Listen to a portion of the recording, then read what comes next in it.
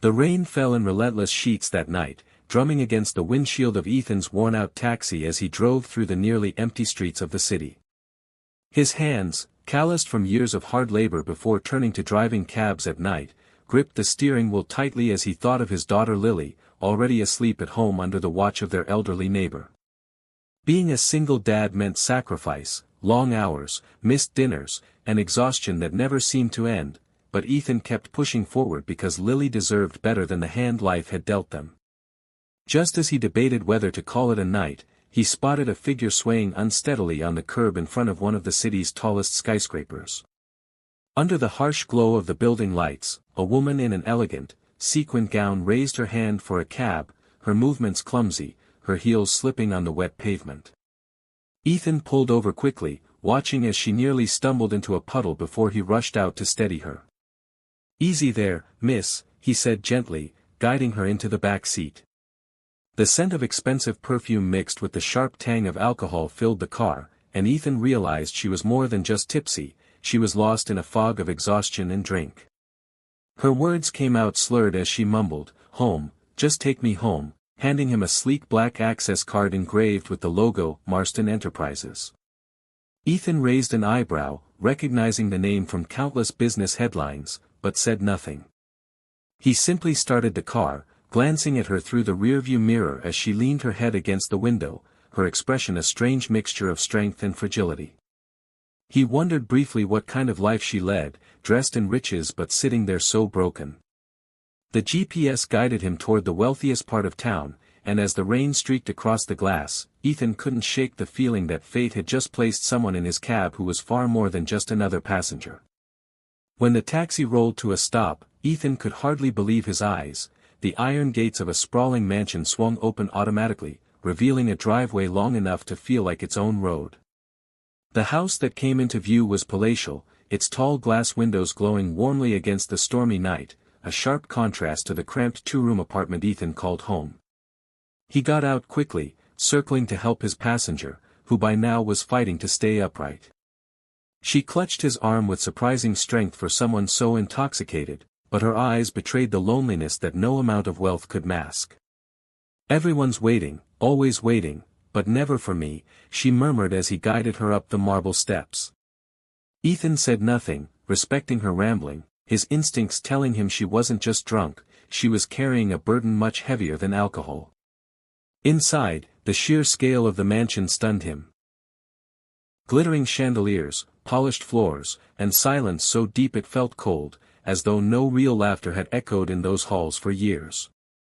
He helped her to a wide leather couch, easing her down gently as she closed her eyes, whispering fragments about betrayal and trust. Ethan poured a glass of water from a crystal decanter, placed it within reach, and carefully draped a cashmere blanket over her shoulders. A man less principled might have looked around, tempted by the opulence or the vulnerability of a powerful stranger, but Ethan only felt a pang of empathy. He thought of Lily. What kind of man would he be if he took advantage of someone helpless? Instead, he grabbed a notepad from the counter and scribbled a few words: "Rest. Drink water. You'll be fine. E." He set the note where she would see it and quietly let himself out, the echo of his footsteps fading as he closed the massive door behind him. Driving away, Ethan couldn't shake the image of her, this woman who had everything yet seemed emptier than he had ever been. Meanwhile, half asleep on her couch, Victoria Marston's fingers brushed the note he left behind. Her foggy mind registered something unusual: no demands, no selfishness, no hidden agenda. For the first time in years, someone had simply helped her, and walked away. Victoria awoke late the next morning with a throbbing headache, the remnants of last night's wine clouding her mind, but what startled her wasn't the pain, it was the blanket draped over her shoulders and the glass of water waiting patiently at her side. Slowly, fragments of memory returned: the rain, the cab, the stranger's steady hands guiding her into safety. Her world, built on power and suspicion, had trained her to expect exploitation at every turn. People always wanted something: an opportunity, a favor, money, or influence. Yet, when she glanced at the small handwritten note on the coffee table, she felt her breath catch: "Rest. Drink water. You'll be fine." E. No last name, no business card, no demand. Just quiet concern. Curious, and perhaps unsettled, she pulled up her home's security footage, fast-forwarding through the hours until she saw him, the cab driver in a soaked jacket, carrying her gently, arranging her with care, never once looking around or lingering greedily in her mansion. He had left as quickly as he came, leaving nothing behind but kindness.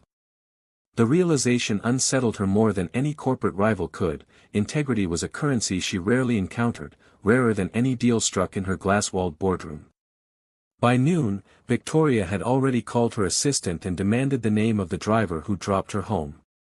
Within an hour, the records revealed his identity: Ethan Miller, night shift cabbie, widowed father, struggling to raise a little girl alone.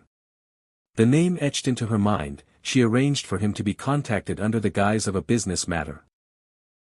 Later that day, when Ethan nervously stepped into her office, his worn jacket and uncertain expression contrasted sharply with the sharp lines and expensive suits that usually filled her space. "Do you know who I am?" she asked, her tone clipped yet searching. Ethan's reply was simple, steady: "Yes, ma'am. But last night, you weren't a CEO. You were just someone who needed help." For a long moment, Victoria stared at him, caught off guard by the honesty in his voice. Her position had always demanded control, but in that quiet exchange, she felt something unfamiliar: respect not for her wealth or power, but for her humanity. The silence in Victoria's office stretched, heavy but not uncomfortable, as Ethan shifted in his seat, unsure why he had been called here. He had expected perhaps a reprimand or even accusations. After all, powerful people often thought the worst of strangers. Instead, Victoria leaned back in her leather chair, her gaze softer than the icy steel that usually intimidated entire boardrooms. "Ethan," she finally said, her voice quieter than before, "you had every chance to take advantage of me last night. You didn't take a photo, you didn't touch my wallet, you didn't even stay long enough to ask for anything. Why?" Ethan lowered his eyes, his hands folding nervously in his lap. "Because I wouldn't want my daughter to see me as that kind of man," he admitted, the honesty in his tone piercing the polished air of the office. At that, Victoria felt something stir within her, something she hadn't allowed herself to feel in years. She had spent her life surrounded by people who wore masks, who played games for power or wealth. But here sat a man who had nothing yet carried himself with a dignity that money couldn't buy. After a long pause, she leaned forward, her words deliberate and certain: "Ethan, I don't just need executives in my company. I need people I can trust. I want you to work for me, not as a driver, not in some trivial role, but as someone close, someone I know will never betray me." Ethan blinked, stunned, his first instinct to decline. "Ma'am, I'm just a cab driver. I've got no fancy degree, no corporate background. I wouldn't fit in here." But Victoria shook her head, her expression firm. "Degrees don't guarantee character. You proved something last night that no resume could ever show.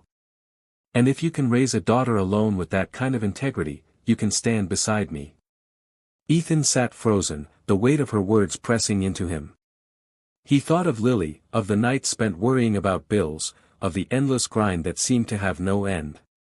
For the first time, a door had opened, a chance to change not just his future, but hers as well. Slowly, he nodded, gratitude shining in his tired eyes. That morning, Victoria's offer didn't just change Ethan's life, it bridged two lonely souls who, in their own ways, had both been waiting for someone they could finally trust.